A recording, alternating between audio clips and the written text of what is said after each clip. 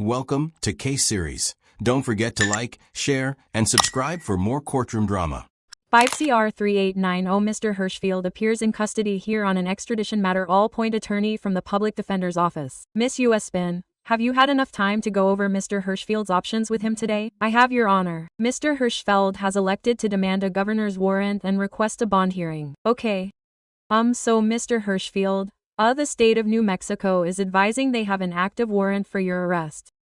I have very little information about your charge in New Mexico other than what it tells me on the sheet of paper, which is that it's careless driving. It looks like the date of the warrant was pretty recent. August 14th of 2025. It's the Rodin Police Department in New Mexico. Given the recent date of warrant, my assumption is that it is a pre-conviction case. Mr. Ryan, do you have any information that would state otherwise? For some reason, this one didn't pop up on my document. I'm looking up right now. It might have just been added on because it's an extradition matter, and that is, I believe it was added on. I didn't have it on my original docket either. Just a quick look.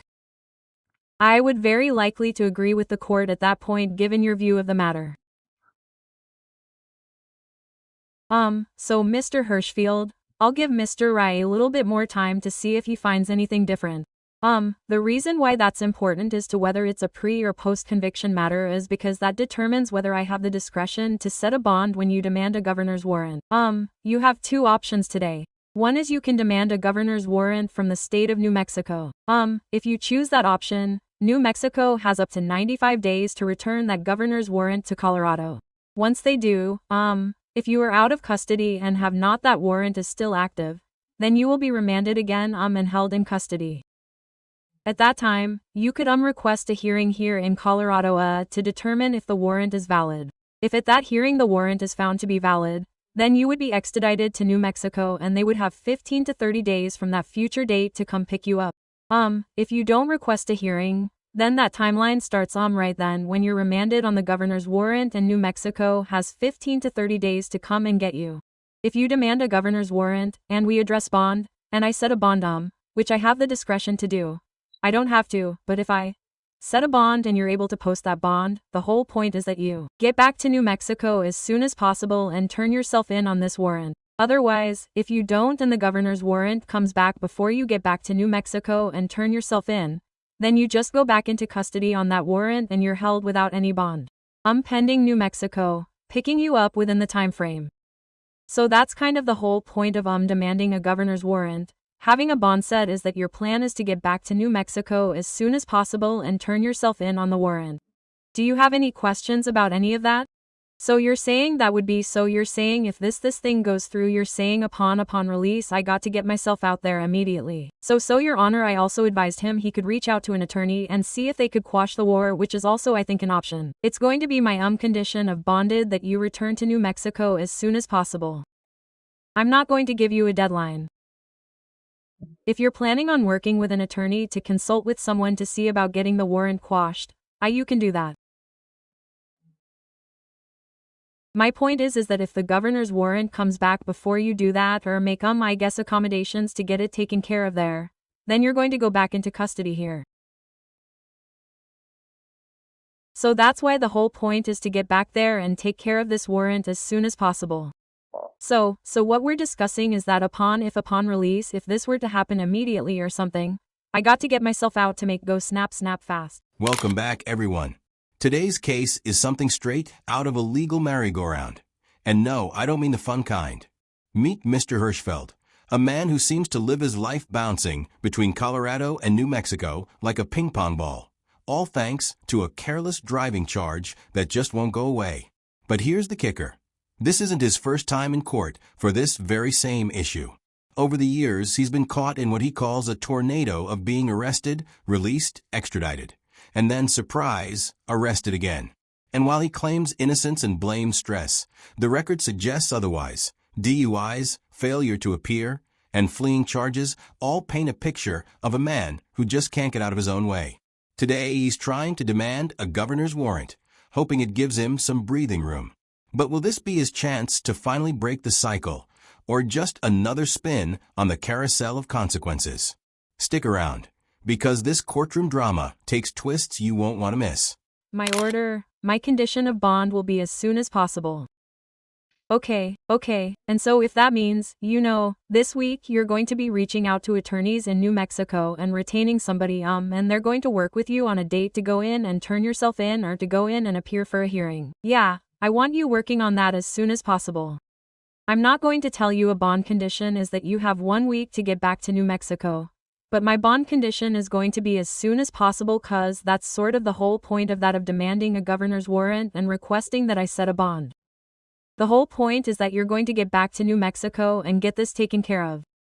Okay, I understand the picture. Before leaving out of here, can we just jot this down what we talked about on paper? Making sure that I got to get out there. Not that I don't have bad memory. As I was talking to her prior before you, I moved away from basically everything that I knew, everyone. I knew to move to a new city and go to school that I didn't know anybody at. So when I ended up doing that in the process, I basically walked away from friends, all my acquaintances, everything that I knew and started a new life. And so long story short, I basically have no problem doing what I mean by following the script of what you're telling me to do. But I want to make sure I follow step by step and not messing anything up and making sure that I think Miss US Spin will. So, let me finish advising you about a bit more. But here's what I'll suggest to you is that if I set a bond and you post it, I would say the very next day, get down to the public defender's office here in Colorado Springs and apply for their services so they can help you with your case, the corresponding case here in Colorado. And then you'll have an attorney that can tell you exactly what I've ordered you to do as a condition of bond, right? And they can make sure that if you have any questions, you know what to do. I don't have a way right now to write everything down for you before you leave court today. So really the best thing that you can do is apply and see if you qualify for the public defender's office as soon as you get out. So you can have an attorney helping you with this case here. And then they could very well help you to either apply for the public defender in New Mexico or whatever, give you information about how this process sort of goes. So that would be my best advice for you is to get help from an attorney here in Colorado. I understand. Thank you. And as far as you saying bond, I have no money and I don't have any family. I don't have any friends. Well, we haven't addressed bond yet. So, hold on for a second. I'm just talking to you about your options. So, do you feel like you understand the option to demand a governor's warrant? What comes with that? Yes. Okay. The other option you have is to waive extradition to New Mexico. If you waive extradition to New Mexico today, New Mexico would have 15 to 30 days to come and pick you up from the state of Colorado. During that time, you would be held here on no bond, pending New Mexico coming to pick you up. Once they come and pick you up, they take you back to New Mexico. The warrant gets taken care of and you go through the process there. If they don't come and pick you up in the time frame they're supposed to 15 to 30 days, then I would dismiss this corresponding Colorado case and you would be released from custody if there's nothing else holding you here in Colorado. But there would only be this corresponding case in Colorado that would be dismissed. Your active warrant in New Mexico would still remain active because the only way to get that warrant taken care of is to physically return to New Mexico and turn yourself in. So, if you have police contact in the future, they're going to see this warrant and you're going to go through the same process again. So the difference of these two options is that in one, you're voluntarily agreeing to return to New Mexico and they're going to come pick you up. And if they don't, Here's where the judge lays out the heart of the extradition process. For those unfamiliar, a governor's warrant isn't just paperwork. It's basically one state asking another state to hand someone over officially. It adds layers of bureaucracy, but it doesn't erase the warrant itself. The judge is practically spelling it out. If Hirschfeld wants to stall or delay, fine, but New Mexico will still have up to 95 days to bring that warrant back. And if he doesn't move quickly, he'll be right back in custody. It's a sobering reminder that extradition isn't about escaping, it's about buying time. Well, see, here's the thing, I would like to go, you're talking about me cause I want to say they say always say watch your words you speak in court. Well, I want everything to be heard that I'm saying right now. I've been doing this for like 3 or 4 years now. The same routine. Being picked up and taken up to Mexico. Being picked up, taken out to Mexico. Being picked up, taken out, moved away from everyone and everything. I knew to go to college my ears. Several years ago when I did that to start a new path in my life, this whole thing came up. And I've been stuck in this. Seems like that's the only way I can explain it. This tornado that I keep going around it and the same thing keeps happening over and over and over again. 1. I'm innocent. 2. This stuff came out of basically nowhere. 3. I don't know how to get myself out of this tornado thing that I keep going through the same thing. This keeps happening over and over and over and over again. And I say to myself, I'm doing everything that I know how to do. My brain and my body can only do so much. I've been through so much stress. Did you catch that? The judge flat out tells him to snap your ass back to New Mexico. Judges rarely get that blunt unless they're dealing with someone who doesn't quite grasp the urgency. Hirschfeld is asking for conditions, timelines, even written instructions like this is a homework assignment. But the judge is crystal clear. Act now or get locked up again. It's almost comical, like watching someone bargain their way through a system that doesn't run on maybes and what ifs. This isn't Burger King, Hirschfeld. You don't get to have it your way. Out in my lifetime. I've been so stressed out. I'm worn out. And being in this thing where I keep going around circles, new color, I get released. They release me in Mexico. I don't know anybody out there. That's what keeps happening. Okay, so Mr. Hirschfeld, I can give you more time to talk to Miss Uspin. I'm sorry about the sort of wheel that you've been spinning through. I don't know much about that, prior to this, but I can only really talk to you about this case in this situation and what your options are, the options that you have today. And if you have any more questions about those, I'm happy to answer them, or I'm happy to let you talk more with Miss Uspin about that. To figure out, to make the decision that's best for you, given all you have, sort of going on in your life right now. But I can't do anything about the wherein in New Mexico, and I can't do anything about the agreement Colorado and New Mexico have about extraditable warrants. So what I can tell you for sure is that you have to get back to New Mexico and take care of this warrant. Otherwise you will keep going through the cycle over and over again. So do you want more time to talk to Miss Upen, or do you think you have enough information to make a decision on what you'd like to do today? I believe we talked it through prior to on what's the best thing to do. I just don't feel like sitting around burning my life up. I wonder how many years have gone. So Mr. Hirschfeld, I just need you to make a decision, and I'm happy to give you more time to talk to an attorney. But otherwise, would you like to waive extradition to New Mexico or demand a governor's warrant today? You said you wanted to do governor's war for the pond arguments. Do you want to do the waiver, which the waiver is the 30 days responsive?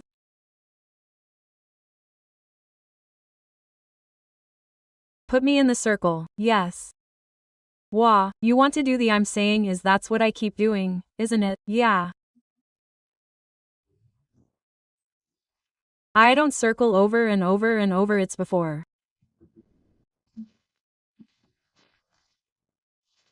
Okay, so Your Honor, I think we'll just take another minute. I'm sorry. Okay, no problem. Okay, has he made a decision on what he'd like to do today? Yes, Your Honor. He does want to pursue the governor's war and would ask that we argue bond. Okay. Go ahead regarding bond arguments. Yes, Your Honor. So, Mr. Hirschfeld has lived his whole life in Colorado. His family also lives in Colorado, but they're far out.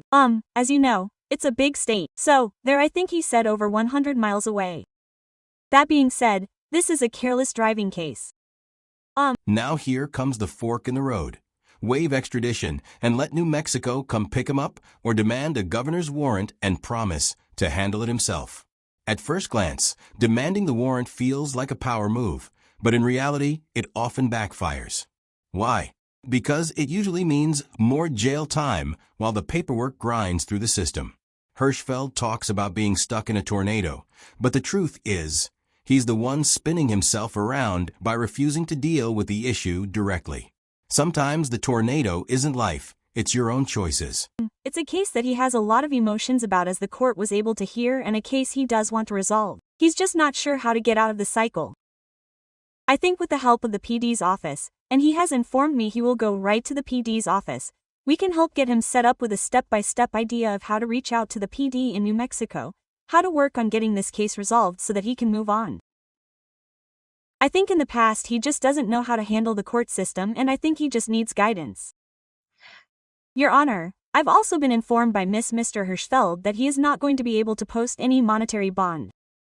He does have a car and he would be able to get to court. He's informed to me. And he has a phone with which he's going to sign up for court dates and court reminders so he knows he can get here. My request would be to this court to be able to do a personal recognition bond with a condition being that of course he makes every effort to get to New Mexico. And he works with potentially the public defender's office or any office to be able to set up and start this process. I think he'll be able to do it. And if the court would like to set earlier review dates in court, I think that would be appropriate in order to check on him and how he's doing. But this is a careless driving case. I think a personal recognition bond would be appropriate. I think he wholeheartedly and I think the court could hear him just wants to get this resolved and put behind him. He just needs the help in figuring out how. Alright, thanks, Miss Husband. Mr. Ryan. Yeah, shish. So, we have couple complicating factors here. While it's listed as a careless driving case, I'm looking at a 25 County Route 45. That was another a few from Justice case which I believe is the same case. Because it's a warrant from New Mexico. A governor's warrant was demanded and provided and that has careless driving but also aggravated fleeing and eluding impeding traffic failure to maintain. He was sent back to New Mexico on that writ earlier this year and is now back again. I believe it's the same matter. The same W that he did kind of evade from at that point, and while here in Colorado Springs in the last 2 years has picked up it appears 2 separate duos. So all these offenses involve some form of driving. I did notice a couple older FTAs. I haven't gotten through the full criminal history but guess the recency is what concerns me of innocence. I like him to put this all behind him too. I think the most efficient way of doing that is getting him there and having it figured out. But it didn't appear to take last time when we followed the same track and that was I believe in May of this year was that was signed by Mexico for yeah it takes a special kind of intelligence. This part almost feels like a monologue from a play. Hirschfeld is pouring out years of frustration, talking about lost time, lost friends, and endless cycles. But here's the contradiction. For all his talk of being smart and capable, he still hasn't taken the simplest step, resolving the original careless driving case. Instead, he's treating the justice system like a treadmill, running but never moving forward. The judge listens patiently, but you can feel the subtext. Sir, this is not a therapy session. You're here because you didn't handle your business in New Mexico. Absolutely. Just so you know. So, I'm just looking through the history of that and I think that would be helpful probably for your office to look at as well.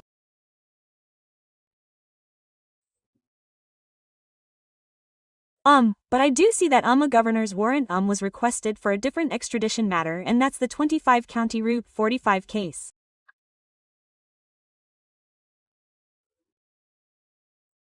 That was an extradition case that was filed up in Teller County, but it looks like it's the same maybe case going on in New Mexico.